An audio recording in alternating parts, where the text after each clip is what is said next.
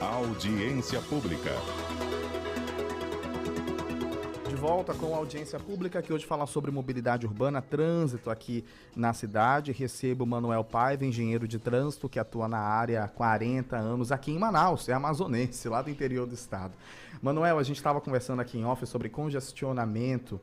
Na sua avaliação, como é que a gente pode sanar e melhorar esse quesito aqui em Manaus? Manaus já superou a sua capacidade de suportar as vias, né?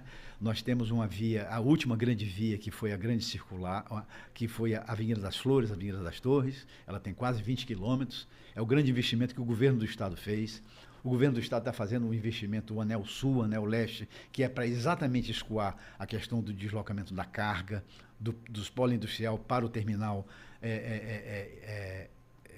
aeroviário que tem no Teca. Mas nós temos o grande gargalo. Nós temos mais carro na rua, nas poucas vias que nós temos. Então nós temos que priorizar aquilo que nós chamamos de choque de prioridade na operação do sistema viário.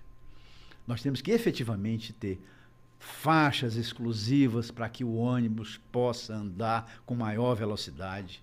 Hoje, a velocidade de um ônibus na Constantino Neri, ele está em torno de 12, 11 km por hora. Significa que esse ônibus, ele dá 2 viagens pela manhã e 2 viagens pela parte da tarde, quando ele se desloca lá para a zona norte da cidade. Esse mesmo ônibus poderia dar 6 viagens. Ele poderia transportar 3 vezes mais passageiros, com menos tempo, com mais conforto e com mais credibilidade. Então, nós precisamos operacionalizar esse ônibus. E aí, olha só, hoje está todo mundo engarrafado. É o mototaxista, é o cara do ônibus, é o cara do carro, ele está no engarrafamento da Constantino, e da todo Torquato. Mundo junto, né? Está todo mundo junto e misturado. Então, não tem vantagem para ninguém, né? Quem tem maior desvantagem é o cara que está dentro do ônibus, sem ar-condicionado, né? Calor, lotado, enfim. Então, primeiro passo que se tem para melhorar o engarrafamento, nós não temos que restringir a circulação de nenhum carro. Não. Nós temos que priorizar em vários corredores da cidade a operação no transporte de passageiros. Tá? Ou seja, a faixa exclusiva, não a faixa exclusiva pela esquerda e pela direita, como ela ocupa muito tempo, ocupa aqui na Constantino Neri, né? Ou seja, tem aquela faixa exclusiva na esquerda, com ônibus que faz o embarque e desembarque pelo lado esquerdo, e tem a faixa exclusiva pela direita, que é aquele ônibus que faz. E só tem uma faixa no meio. Ou seja, a prefeitura tinha que adotar. Faz tudo pela esquerda, faz tudo onde tem as baias no meio, né? Tá certo? Os pontos de embarque e desembarque, né? Agora, isso tem que ser com fiscalização, com radar, né? Com semáforo inteligente, né? Com sinalização, com orientação, com fiscalização em campo para que o ônibus cumpra o quadro de horário. E com vontade política. Essa vontade que se tem que ter, né? Isso incomoda algumas pessoas, mas na realidade tem um ganho operacional. Isso vai fazer uma diferença muito forte, sem precisar fazer viaduto, sem precisar fazer uma via, a operação prioritária ao transporte coletivo. Essa é. E fiscalização, né? A fiscalização tem que ser, né? É muito importante ter isso para que esse tenha. Fiscalização nos terminais de integração, fiscalização no terminal central, fiscalização, ou seja, é preciso gente fazer isso? Não. Tecnologicamente pode ser feita essa fiscalização. Ou seja, construir novas vias e pontes e terminais na cidade. É muito caro, leva muito tempo, né? Ou seja, e muitas vezes você veja que quando se constrói um viaduto, uma passagem de nível, você não consegue, por exemplo, que o pedestre ande naquele entorno. Você vai aqui na Bola do Coroado.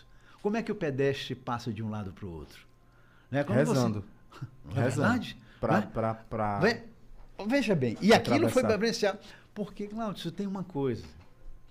Não existe sistema de transporte, não existe veículo mais importante que as pessoas. Né? Quem prioriza o sistema está colocando em xeque as pessoas. As pessoas é que é o centro de tudo, né? Então, se eu penso nas pessoas, eu começo a pensar no pedestre, no ciclista, no usuário do transporte coletivo, para que ele tenha uma calçada para andar, que o abrigo dele tenha cobertura, para que ele tenha sinalização, para que ele... Isso tem que ser uma política de governo clara, constante, independente de quem está no poder. Nós temos documentos para isso? Temos. O Plano de Mobilidade Urbana desde 2015. O Plano de Mobilidade Urbana da cidade está aí pronto. É implantar esse plano. Esse plano está lá. Está tudo, as prioridades que tem que ter. Né? Essa é uma questão clara que tem solução, está tudo claro. Inclusive, esse plano passou até pela Câmara... Foi aprovado pela Câmara Municipal. Pela Câmara Municipal de Manaus. Foi discutida lá. Então, na realidade, todas as diretrizes estão lá. É seguir essas diretrizes. Fortalecer os órgãos de gerência, fortalecer o Instituto Municipal de Mobilidade Urbana. Aí que a gente fala sobre fiscalização, passa muito em cima disso. Esse fortalecimento, né? Tá certo? É importante isso, tá? É importante fazer aquela avaliação.